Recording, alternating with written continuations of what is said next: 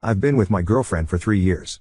Our general dynamic is that she's very opinionated and has a very black and white perspective of thinking, especially when it comes to generalizations. Men and women cannot be friends, whereas I'm a lot more laid back, and I try to pride myself on being objective and seeing the gray area.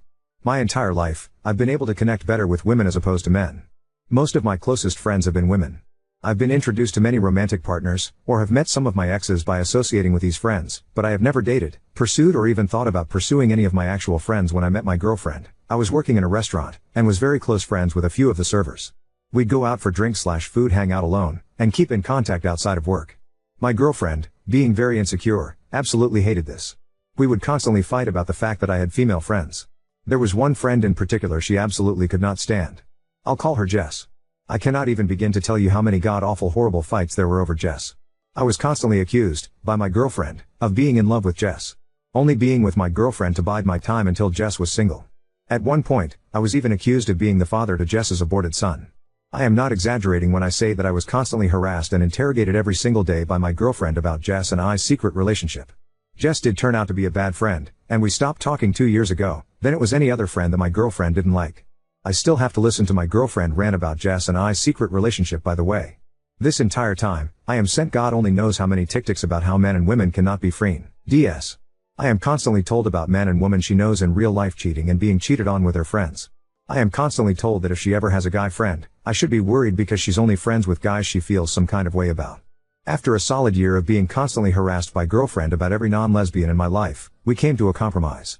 I will not add any women on Snapchat. I will never hang out alone with another girl. After negotiating from if a girl is there, I shouldn't go, even though she initially agreed that it's okay for me to add friends and colleagues on Facebook and Instagram, as long as I actually know them. She still stalks my friends list and interrogates me about any new woman that may be on there. At this point, I started working in a more male-dominated field, and while I still have to listen to her speculate and accuse me of being in love with whichever random woman I work a shift with, it's usually just a sly comment and only occasionally a full-blown argument. About a year ago, my girlfriend confesses to something sus. The day my grandmother dies, she tells me that she was talking to her ex-situationship. This guy was a real boss. And when he had reached out to her previously, I gave her my blessing to talk to him and get closure, the only catch being they don't meet up, and she saves all the messages between them because she deleted everyone's messages off of her phone. He asked her to meet up with him and suck his dick. I had to argue with her to block him because she doesn't like to block people, and she finally relented, so I was obviously upset, because why was he unblocked? Her excuse was she unblocked everybody and he messaged her. That's weird, but okay, let me see the messages. She deleted them. Now I'm pissed, and emotionally from the fact that my grandmother just died we get into a fight and I demand she blocks him again. She says she did. The next day we go back to my place and I've already moved past it, until I playfully reach out to grab her phone and she rips it out my hand. She gives me about 3 bullshit reasons as to why she did that, then finally tell me it's because he didn't block her yet. At this point I'm furious. I feel betrayed. I feel even more upset because the night before she made another cheating accusation because it was suspicious that I was watching her place a DoorDash order on my phone, and here she is actually doing something sketchy. I ultimately compromise again and get over it. So fast forward to about a few months ago, my girlfriend has settled down quite a bit in regards to the whole cheating thing. I mainly associate with men now. There are women I work with, but we're not close. Seldom few are added into the abyss that I call my Facebook friends list or my Instagram followers, never to be interacted with. I am still accused of collecting women as backups. My girlfriend starts a new job at a hotel. She immediately connects with her manager, a guy I'll call Jeff. Jeff has a girlfriend, but apparently spends his entire shift pining after my girlfriend and shit-talking his girlfriend. He stays late on her shifts to help her. Their friendship progresses from the point of her calling him off the clock to come into work and solve issues at their job to him getting a job at the sister hotel and just going to my girlfriend's job to hang out with her. He calls her when he's bored, but not when he's around his girlfriend, because she doesn't want him talking to my girlfriend. He's openly admitted to her that he has a crush on her. She doesn't see a problem with this at all. What worries me, I have no idea how to proceed. I'm considering breaking up with her. But I feel I might be overreacting. I am worried about being cheated on, because our relationship cannot come back from that. But I am also incredibly upset by the double standard. How can I make her see my point of view that her behavior is hypocritical? Update 1. The honest truth? I love her. I still love her, and I can ultimately recognize that she was extremely hypocritical, emotionally abusive, and controlling. I never really believed that was the real her because when I met her, she had started the depot shot and that made her bonkers. As the effects of the shot wore off, she started to mellow out. Even though it was still bad, the very slow progress gave me hope, and that's what I held on to. It's very easy to look at my original post and think only of bad things because that's the only thing I shared. But we had so many great moments too. I did end up breaking up with her. With that being said, this is probably going to be a longer post. So if that's all the update you want, then you can stop reading here. After I made this initial post, I read every comment as they came in. Eventually, I ended up reading her my original post in full, and all of your replies. This was, of course, an issue for her. First it was, why would you do that? Why would you post our personal business online? Then it turned into, who cares what they think? They're just random people on the internet. We argued every day for about a week. I'll be honest, none of the advice really mattered. I didn't follow it. I love her after all, and I believed we could work it out. We talked a lot too. I genuinely believe she had no feelings for Jeff whatsoever. I also believed her when she told me that she told him that they would never be more than friends. Whether I was being gullible or not, the main issue now was with the double standard of her having a close guy friend when women aren't even allowed to look at me without it being a topic of argument later. So I did what I have done the entire relationship. I compromised my feelings and moved on, with the understanding that I would no longer be tolerating any accusations about me being unfaithful or my feelings of love/attraction towards other women. At that point we were talking about the argument instead of actually arguing, and we got on the topic of Jess again. My secret relationship and my love for her. I told her that I wasn't going to put up with it anymore. The subject then got changed to a girl I currently work with, Tiff. Tiff has been a subject of many fights between my girlfriend and I. I'm obviously in love with her because I tell my girlfriend that I can't stand her. I reassure her again and tell her that is the dumbest thing I've ever heard in my entire life. I am then told that I'm being dismissive of her feelings. I tell her I told you that I'm not going to tolerate this anymore. If you can't drop it then I don't want to talk to you anymore tonight, and I hung up on her. The next day I'm at work, and I texted her asking if she was still in a mood, and she says no. Then she starts texting me huge paragraphs saying it's okay if you do like Tiff. If you can just be honest with me, we can work past it together. At this point, I'm starting to get frustrated, and I get upset. I was literally begging her to drop it. I finally just said, this is the last time I'm going to tell you, I do not have feelings for Tiff. Please, stop. I don't want to talk to you if this is all we're going to talk about. She then has the audacity to say, I think you do. I just don't think you know you do. You're too young to know how you feel, and you probably just don't realize how you really feel. This was my breaking point. As I sat there, staring at my phone, a singular comment from my last post just popped into my head. Imagine how much your mental health will improve once you dump her. And I finally just texted her that this isn't working out and that I'm breaking up with her. Like I had anticipated, she did not take it well. I've tried to break up with my girlfriend in the past. When we first started dating, she showed up to my home and threatened to kill herself if I left her. Call me stupid, but that worked on me. She knows that I have attempted before. She knows that I lost my best friend ever to suicide. And I told her if she ever threatened me with that again, I'd have her committed. She starts freaking out, calling me 10 times, while I am at work, blowing up my phone, saying that she is in physical pain because I broke up with her. She can't breathe. Her chest hurts. I stick to my guns and just say, if that's really how you're feeling, I can call an ambulance for you. I keep telling her that I'm breaking up with her. I don't hear from her again for a few hours. She calls me on my way home from work, asking why I haven't texted or called her. She was so upset that she fell and hurt herself. I just keep telling her I can call an ambulance for you if you'd like. Eventually I say she's only embarrassing herself by making these threats, and if she doesn't stop I'll call the police and have them commit her. Then she starts telling me that I don't care about her. I don't love her. The whole 9 yards. I just keep saying I love you so much, and this breaks my heart, but my mental health is suffering because of the way you treat me. Finally she just tells me that I can't break up with her. I don't have a good reason to, and I say I'm a grown adult in the United States of America. I can break up with you because the sky is blue if I so desire. You're probably wondering why I haven't just blocked her at this point. And it's because I was genuinely terrified that she would show up to my job and make a scene, or show up at my house. Which leads me to the next part of the story. She keeps asking me how long I'm going to be mad at her, and being in denial about the fact that we've broken up. The next morning, I woke up really early to take my roommate to work. I changed my relationship status on Facebook to single and changed my profile picture. On my way home, she calls me again. Where are you? Why aren't you home? I freaked out, screaming at her on the phone, you better not be inside my house, leave my house, yo, you lunatic, stuff like that. I even threatened to call the police on her and get a restraining order. She calls my bluff. I pulled into a parking lot where I can see her car in front of my house. She was never in my house, just in the parking lot. I texted her to leave and keep telling her I'll call the cops. She stops answering. I didn't want to call the police, mainly because I've often seen them weaponized by the woman in my life, which is another reason I didn't want to confront her. So I called her dad instead. I told him the situation, and it turns out he followed her to my house. They lived together, to get her to leave. I later find out that Jeff did call her the day we broke up. He was happy that her relationship with me was over. She cursed him out, and blocked his number. I just keep telling her that the fact that it even came to this, just proves that she doesn't respect me. The next few weeks have been her calling and texting me to work things out. Multiple paragraph apologies. Promises of change. Her family started out as understanding and supportive of me, but as of lately have just been randomly calling me behind her back to ask how long is this going to go on because she is incredibly depressed. Despite the fact I've made it clear that as of right now, I have no intention of taking her back. After one phone call from her stepdad, where he started to raise his voice, I just hung up and blocked her whole family.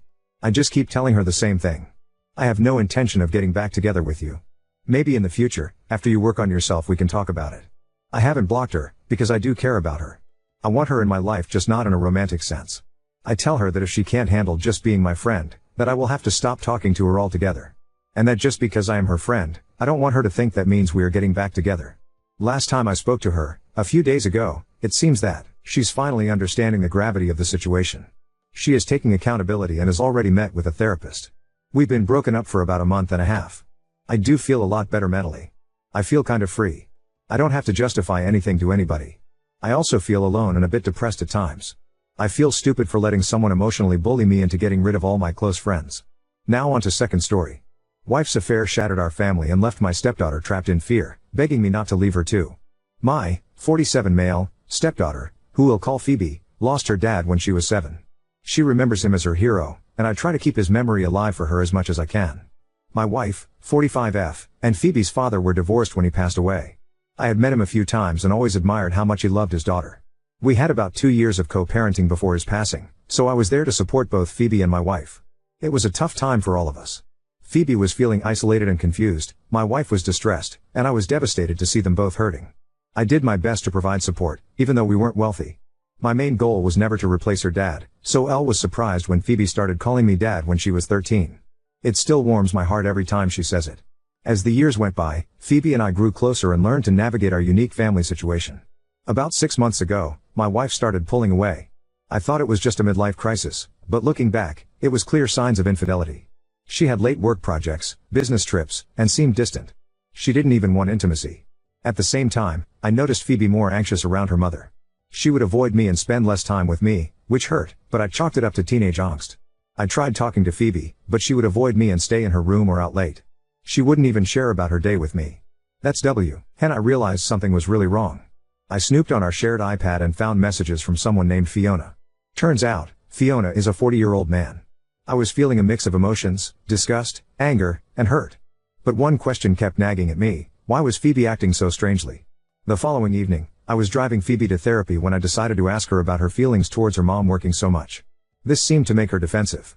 She raised her voice and insisted that she didn't care, that it was just work and everything was fine. We went back and forth for a couple of minutes until she finally asked me, "Do you know?" That's when she dropped the bombshell. Not only had my wife been cheating on me for 8 months, but Phoebe had caught her in the act. I felt betrayed, but that feeling quickly turned to rage when Phoebe explained why she hadn't told me. My wife had threatened her, saying it would be her fault if I left and never came back. As heartbreaking as that was, nothing could have prepared me for what Phoebe said next. "I'm sorry, really. I just didn't want to lose 2 dads, I don't think I could handle that again. Please don't leave, Daddy." I tried to hide my emotions, to reassure her that I wasn't going anywhere, but deep down, I was seething. Hurting me was one thing, but bringing my daughter into it was unforgivable. I wanted to scream, to cry, to see that woman suffer for what she had done to my daughter. But I knew that wasn't an option. All I could do in the moment was reassure my girl. That's what I had to do. I haven't told my wife that I know. I don't know what to do next. Update 1. The initial 6 hours proved to be quite tumultuous. Phoebe appeared noticeably tense and apprehensive, probably fearing her mother finding out. She clung to me, even going so far as to endure watching baseball, a sport she typically despises. Her conversations with her mother were marked by a hint of irritability, a behavior I chose not to address as I normally would. It seemed as though the dynamics of our relationship had shifted, with Phoebe now exhibiting the same volatile behavior that I had previously experienced. Gradually, she came to realize that she was in a safe environment, and began to relax her grip on me. However, her demeanor towards her mother remained curt. Phoebe and I had a chat about what she wants, and she expressed a desire for me to have full custody of her. She also opened up about some other emotional abuse she has endured from her mother. I assured her that I would do my best to gain full custody, but explained that since I never officially adopted her, I may only be able to get visitation rights. She also asked about emancipation, which I admitted I know very little about, so we decided to look into it together. I'm really hoping Phoebe can keep up her grades next year, as she's on track for a music scholarship to a good university. She's been spending a lot of time playing her violin since our chat, and I'm happy to see her using music as a way to cope. I'm not pushing her on school stuff right now since it's the end of the year and won't affect her GPA. I'm just hoping she can get back to her usual driven self by September. Phoebe is definitely not acting like your average teenager, but she's starting to show some of her old self again, which I'm grateful for. It made me so happy when she started teasing me again. However, I can't help but wonder if she's hiding her true feelings behind her jokes. She has a tendency to keep her emotions bottled up until she can't take it anymore. She hasn't said much besides feeling relieved about not hiding things from me anymore, so I'm not sure if I should be more concerned. As for my wife, I wish I could say I've stopped caring about her, but a part of me still loves her. I try not to dwell on those thoughts for too long because I believe the best thing for Phoebe is to get both of us away from her mother. I've been reflecting on my own childhood and how my feelings were often overlooked when my parents made decisions. I never want Phoebe to experience that same feeling, especially since she will be the one most affected by all of this. Phoebe is currently seeing 2 therapists, one specializing in CPTSD for events I haven't discussed here, and another specializing in OCD. I have faith that they will be able to support her through this challenging time. I'm in the process of looking for a lawyer, and I've been a bit distant with my wife lately. It feels strange to ask Phoebe to keep quiet about what I know, so I've decided not to bring it up. If she does end up talking about it, I won't hold it against her. I've been gathering evidence from texts and bank statements, and it turns out my wife spent around $8,500 on the other guy. I can't believe how clueless I was. This'll probably be the last update for a while, so I'll update again when I speak with a lawyer and decide exactly what I'm going to do. Update 2. Phoebe took her life on June 17th. It feels like it's my fault. I can't believe her bright light is just gone. The day before was Father's Day, and Phoebe approached the topic of a possible adoption, or maybe emancipation with my wife. It soon turned into a fight, as her mother thought it would be a waste of time since Phoebe would have been 18 in a little over a year and a half. Phoebe kept arguing that it was for sentimental reasons and that she's wanted to be adopted by me for so long. I don't know if my wife was just paranoid, or if she already suspected that I knew about her cheating, but she began to get more hostile. My wife ended up saying something along the lines of, "You'd still have your real dad if you hadn't stressed him into doing drugs." That was the straw that broke the camel's back. Phoebe had a meltdown like I'd never seen before. She was cursing her mother out, crying, throwing things, and it was all just so out of character neither my wife or I knew what to do. The rest of the night was eerily quiet. Neither my wife or Phoebe pushed the matter any further. Phoebe cleaned up her mess, apologized to me for ruining my special day, and went upstairs. There was no warmth that night, no sit-down dinner, just silence. I guess we were all in shock. I'd love to say my last conversation with Phoebe was something positive, but it wasn't. I'd like to say I told her how much I love her, but I didn't. All I cared about was being reimbursed for the damages she'd caused during her meltdown. Maybe if I hadn't been so selfish I would have noticed how dejected she looked. Maybe if I'd handled the situation for what it was, a mental breakdown, instead of an act of defiance, she would still be here. But she isn't, and there's nothing I can do. I should have seen it coming. There were plenty of signs, I was just too stupid to see them for what they were until she didn't wake up. I could have gotten her more help, but I didn't. There were little things like, "Hey Dad, if I die make sure to play Dreaming of You at my funeral, and if I die before you, make sure I'm wearing a suit instead of a dress in my coffin," and the one that seems to be the most obvious, "Play at your best, you are love, at my funeral for my girlfriend please." I thought those were just distasteful jokes most teens make. I've never been so stupid in my life. The days leading up to her funeral are a blur, I barely managed to pull myself together the day of. I was so angry at my wife, and also at Phoebe. I was angry because I wish I would have listened to her obvious pleas. I was angry at myself for not being approachable enough. I made sure all of her requests were fulfilled. She was lowered into the ground with Dreaming of You playing on a speaker. I hadn't cried the entire day until then. Perhaps I should have chosen one of the other songs she requested, because that one broke the stoic demeanor I was trying to convey. I guess it was both the tragedy behind the artist that my daughter held so near to her heart, and the realization that Phoebe's really gone. As she was being lowered, it was just my wife, myself, Phoebe's girlfriend, and a few other very close people. The music was a respectable volume though somehow deafening. That's it. She was just gone. Her girlfriend was not handling it well, and she disappeared shortly after the reception following the burial. I felt terribly for her though I couldn't bring myself to say anything, which is another thing I regret. I'm starting the process to divorce my wife. I can't look at her without having flashbacks to the look on Phoebe's face when my wife said those horrible things. There is no recovering from this. That girl meant the world to me, and now it seems like there's no point to doing anything. My wife can take all our assets for all I care.